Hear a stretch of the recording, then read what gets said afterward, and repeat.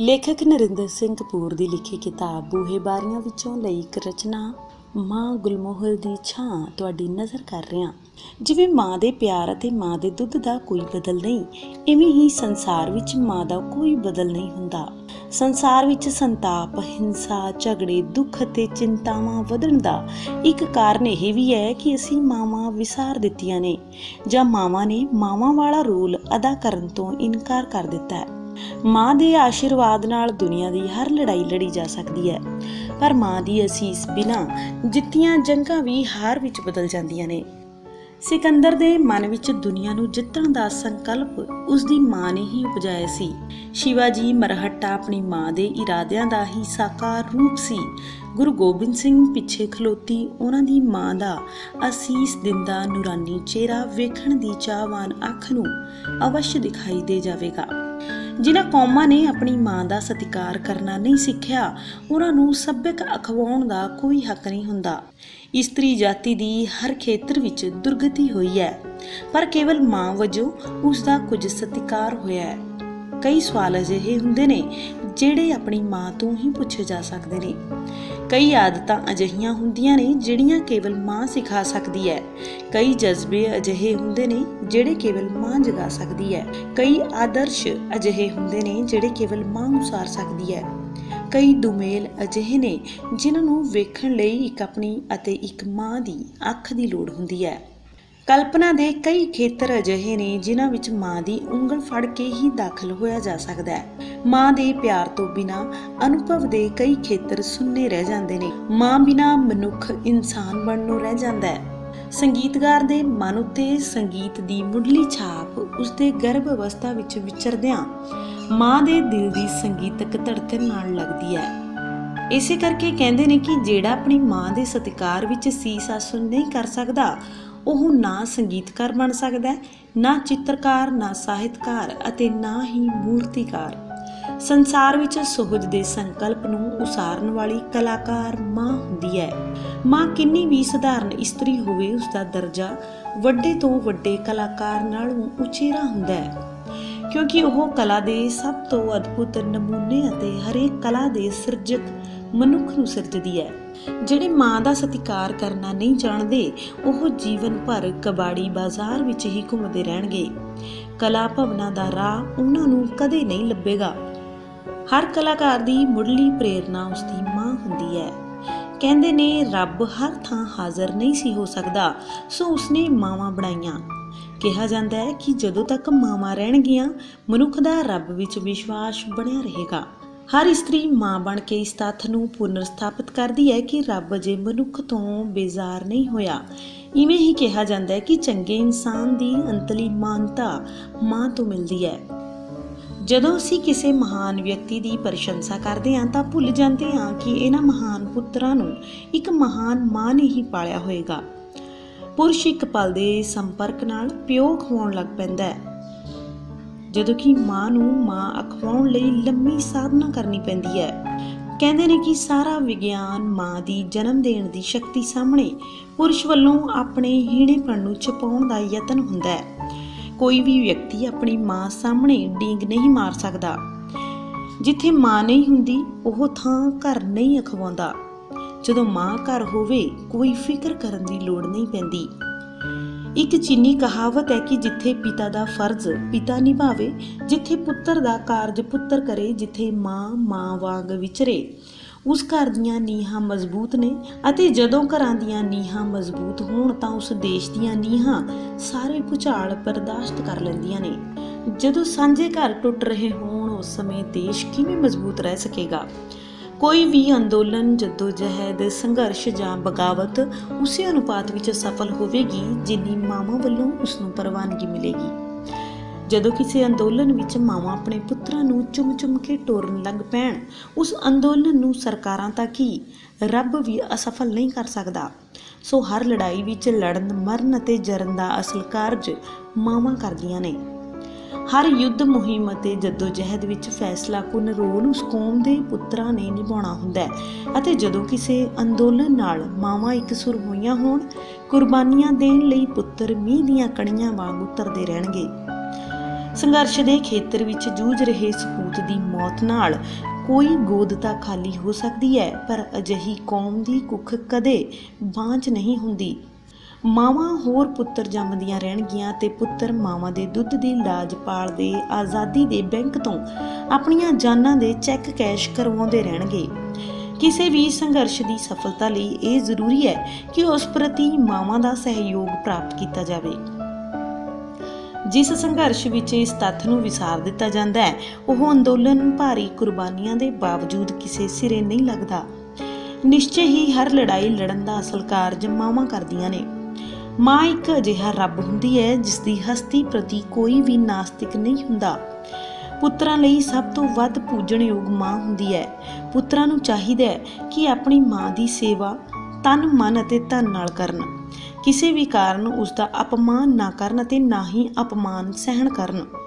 ਜਿਹੜੇ ਘਰ ਸਭ ਕੁਝ ਹੋਣ ਦੇ ਬਾਵਜੂਦ ਨਰਕ ਦੇ ਨਮੂਨੇ ਬਣੇ ਹੋਏ ਨੇ, ਉੱਥੇ ਸਾਰੀ ਦੁਰਦਸ਼ਾ ਦਾ ਕਾਰਨ ਪਰਿਵਾਰ ਦੇ ਜੀਆਂ ਵੱਲੋਂ ਮਾਂ ਪ੍ਰਤੀ ਅਣਗਹਿਲੀ ਜਾਂ ਅਪਮਾਨ ਦੀ ਭਾਵਨਾ ਹੁੰਦੀ ਹੈ।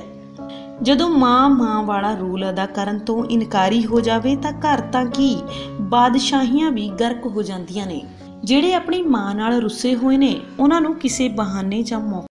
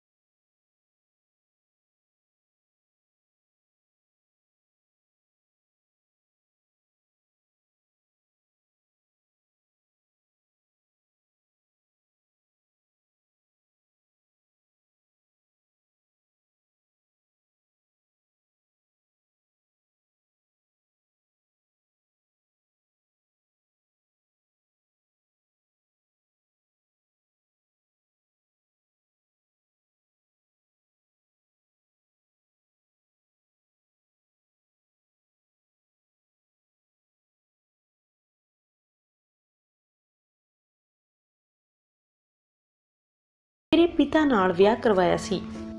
ਸੰਸਾਰ ਦਾ ਸਭ ਤੋਂ ਵੱਧ ਧਿਆਨ ਮੰਗਣ ਵਾਲਾ ਕੰਮ ਮਾਂ ਦਾ ਹੈ। ਮਾਂ ਬਣਨ ਉਪਰੰਤ ਇਸਤਰੀ ਆਰਾਮ ਕਰਨਾ ਭੁੱਲ ਜਾਂਦੀ ਹੈ। ਚੁੱਪ ਚੁਪੀਤੇ ਬੇਆਰਾਮੀ ਨੂੰ ਸਹਿਣ, ਬਿਨਾਂ ਮੰਗੇ ਕੁਰਬਾਨੀ ਦੇਣ ਅਤੇ ਆਪਣੇ ਫਰਜ਼ ਨੂੰ ਪਾਲਣ ਦੀ ਪ੍ਰੇਰਨਾ ਮਾਂ ਤੋਂ ਹੀ ਮਿਲਦੀ ਹੈ। ਕਿਸੇ ਮਹਾਨ ਵਿਅਕਤੀ ਨੂੰ ਕਦੀ ਵੀ ਧਿਆਨ ਨਾਲ ਵੇਖਣਾ, ਉਹ ਇੱਕ ਮਾਂ ਵਾਂਗ ਵਿਚਰ ਰਿਹਾ ਹੋਵੇਗਾ। ਜੇ ਤੁਹਾਡੇ ਵਿੱਚ ਮਾਂ ਵਾਂਗ ਵਿਚਰਨ ਦਾ ਹੁਨਰ ਹੈ ਤਾਂ ਸੰਸਾਰ ਦੇ ਸਭ ਘਰਾਂ ਦੇ ਬੂਹੇ ਤੁਹਾਡੇ ਲਈ ਖੁੱਲ੍ਹੇ ਨੇ। ਉਹ ਧੀਆਂ ਕੀ ਕਰਦੀਆਂ ਹੋਣਗੀਆਂ ਜਿਨ੍ਹਾਂ ਦੀ ਸਹਾਇਤਾ ਲਈ ਇਹ ਸੰਸਾਰ ਵਿੱਚ ਮਾਵਾਂ ਨਹੀਂ। ਜਿਨ੍ਹਾਂ ਇਸਤਰੀਆਂ ਲਈ ਮਾਂ ਹੋਣਾ ਇੱਕ ਆਨੰਦ ਭਰਿਆ ਭੇਤ ਨਹੀਂ ਰਿਹਾ, ਜਿਨ੍ਹਾਂ ਕੁਆਰੀਆਂ ਦੇ ਦਿਲ ਵਿੱਚ ਮਾਂ ਬਣਨ ਦੀ ਤਾਂਘ ਨਹੀਂ, ਜਿਸ ਪਤਨੀ ਦੀ ਅੱਖ ਵਿੱਚ ਮਾਂ ਬਣਨ ਦਾ ਸੁਪਨਾ ਨਹੀਂ, ਜਿਸ ਸੰਤਾਨਹੀਣ ਇਸਤਰੀ ਨੂੰ ਆਪਣੇ ਮਾਂ ਨਾ ਬਣ ਸਕਣ ਦਾ ਵਿਗੋਚਾ ਨਹੀਂ, ਉਹ ਇਸਤਰੀਆਂ ਨਾ ਪਿਆਰ ਕਰਨ ਯੋਗ ਨੇ ਅਤੇ ਨਾ ਹੀ ਉਹ ਕਿਸੇ ਨੂੰ ਪਿਆਰ ਕਰ ਸਕਦੀਆਂ ਨੇ। ਮਹਾਨ ਵਿਅਕਤੀ ਆਪਣੀਆਂ ਵੱਡੀਆਂ ਪ੍ਰਾਪਤੀਆਂ ਦਾ ਮਾਣ ਆਪਣੀ ਮਾਂ ਨੂੰ ਦਿੰਦੇ ਨੇ, ਜਦੋਂ ਕਿ ਨਿਕੰਮੇ, ਕਮੀਨੇ ਅਤੇ ਨੀਚ ਬੰਦੇ ਹੀ ਆਪਣੀਆਂ ਮਾਵਾਂ ਦੇ ਯੋਗਦਾਨ ਤੋਂ ਇਨਕਾਰੀ ਹੁੰਦੇ ਨੇ। ਜੀਵਨ ਵਿੱਚ ਮਾਂ ਦਾ ਰੋਲ ਉਹੀ ਹੈ ਜੋ ਰਾਤ ਦਾ ਹੁੰਦਾ ਹੈ। ਅਸੀਂ ਰਾਤ ਦੇ ਮਹੱਤਵ ਨੂੰ ਨਹੀਂ ਜਾਣਦੇ, ਕਿਉਂਕਿ ਰਾਤ ਅਸੀਂ ਸੌਂ ਕੇ ਗੁਜ਼ਾਰ ਦਿੰਦੇ ਹਾਂ, ਪਰ ਜਿਸ ਰਾਤ ਸੋਈਏ ਨਾ, ਅਗਲੇ ਦਿਨ ਸਾਡਾ ਜੋ ਹਾਲ ਹੁੰਦਾ ਹੈ ਉਹੀ ਮਾਂ ਤੋਂ ਵਿਰਵੇ ਵਿਅਕਤੀਆਂ ਦੀ ਹੋਣੀ ਹੁੰਦੀ ਹੈ। ਮਾਂ ਉਹ ਹੁੰਦੀ ਹੈ ਜਿਸ ਉੱਤੇ ਅਸੀਂ ਨਿਸ਼ਚਿੰਤ ਹੋ ਕੇ ਨਿਰਭਰ ਹੋ ਸਕੀਏ, ਜਦੋਂ ਕਿ ਮਾਂ ਸਾਰੀ ਉਮਰ ਸਾਨੂੰ ਆਜ਼ਾਦ ਕਰਨ ਦੇ ਉਪਰਾਲੇ ਸੋਚਦੀ ਰਹਿੰਦੀ ਹੈ। ਮਾਂ ਹਮੇਸ਼ਾ ਹੀ ਆਪਣੀ ਸੰਤਾਨ ਵਿੱਚ ਸੁਧਾਰ ਵੇਖਣਾ ਚਾਹੁੰਦੀ ਹੈ। ਇਸੇ ਕਰਕੇ ਕਹਿੰਦੇ ਨੇ ਕਿ ਕੁਰਬਾਨੀ, ਤਿਆਗ, ਉਡੀਕ, ਸੰਜਮ, ਸਹਿਣਸ਼ੀਲਤਾ ਆਦਿ ਜਿਹੇ ਸ਼ਖਸੀਅਤ ਜਾਂ ਚਰਿੱਤਰ ਦਾ ਨਿਰਮਾਣ ਕਰਨ ਵਾਲੇ ਸੰਕਲਪ ਮਾਂ ਦੇ ਸੰਦਰਭ ਵਿੱਚ ਹੀ ਵਿਚਾਰੇ ਅਤੇ ਸਮਝੇ ਜਾ ਸਕਦੇ ਨੇ। ਮਨੁੱਖ ਦੀ ਸਭ ਤੋਂ ਵੱਡੀ ਪ੍ਰਾਪਤੀ ਉਹ ਬਣਨਾ ਹੁੰਦੀ ਹੈ ਜੋ ਸਾਡੀ ਮਾਂ ਸਾਨੂੰ ਬਣਾਉਣਾ ਚਾਹੁੰਦੀ ਸੀ। ਪੀੜ ਉੱਤੇ ਹੱਸ ਸਕਣ ਦਾ ਹੁਨਰ ਮਾਂ ਤੋਂ ਹੀ ਸਿੱਖਿਆ ਜਾ ਸਕਦਾ ਹੈ। ਸਾਨੂੰ ਭੁੱਲਣਾ ਨਹੀਂ ਚਾਹੀਦਾ ਕਿ ਜਿਸ ਨਜ਼ਰ ਨਾਲ ਸਾਨੂੰ ਮਾਂ ਵੇਖਦੀ ਹੈ, ਉਸ ਨਜ਼ਰ ਨਾਲ ਸਾਨੂੰ ਕੋਈ ਵੀ ਨਹੀਂ ਵੇਖੇਗਾ। ਪ੍ਰੇਮਿਕਾ ਪੁਰਸ਼ ਵਿੱਚ ਸੁੰਦਰਤਾ ਦੀ ਪਛਾਣ ਜਗਾਉਂਦੀ ਹੈ, ਜਦੋਂ ਕਿ ਮਾਂ ਕੋਮਲਤਾ ਦਾ ਗੁਣ ਵੀ ਉਪਜਾਉਂਦੀ ਹੈ। ਬੱਚੇ ਦੀ ਪਹਿਲੀ ਮੁਸਕਰਾਹਟ ਆਪਣੀ ਮਾਂ ਦੀ ਪਹਿਚਾਣ ਵਿੱਚੋਂ ਉਪਜੇ ਧੰਨਵਾਦ ਦਾ ਆਗਾਜ਼ ਹੋਇਆ ਕਰਦੀ ਹੈ। ਕਿਸੇ ਵੀ ਧੀ ਦਾ ਅਸਲੀ ਦਾਜ ਉਸਦੀ ਮਾਂ ਦੀ ਦਿੱਤੀ ਜੀਵਨ ਸਿਖਲਾਈ ਹੋਇਆ ਕਰਦੀ ਹੈ। ਹਰ ਧੀ ਨੇ ਅੰਤ ਨੂੰ ਆਪਣੀ ਮਾਂ ਵਰਗਾ ਬਣਨਾ ਹੁੰਦਾ ਹੈ। ਇਸੇ ਕਰਕੇ ਕਹਿੰਦੇ ਨੇ ਕਿ ਵਿਆਹ ਲਈ ਕਿਧਰੇ ਵੀ ਰਿਸ਼ਤਾ ਕਰਨ ਲੱਗਿਆਂ ਵਧੇਰੇ ਧਿਆਨ ਧੀ ਦੀ ਬਜਾਏ ਮਾਂ ਵੱਲ ਦੇਣਾ ਚਾਹੀਦਾ ਹੈ। ਪਿਤਾ ਦੀ ਗੈਰ ਹਾਜ਼ਰੀ ਵਿੱਚ ਘਰ ਖਾਲੀ ਲੱਗਦਾ ਹੈ, ਪਰ ਮਾਂ ਦੀ ਗੈਰ ਹਾਜ਼ਰੀ 'ਚ ਘਰ ਉਲਟਿਆ ਪੁਲਟਿਆ ਤੇ ਬੇਰੌਣਕਾ ਲੱਗਦਾ ਹੈ।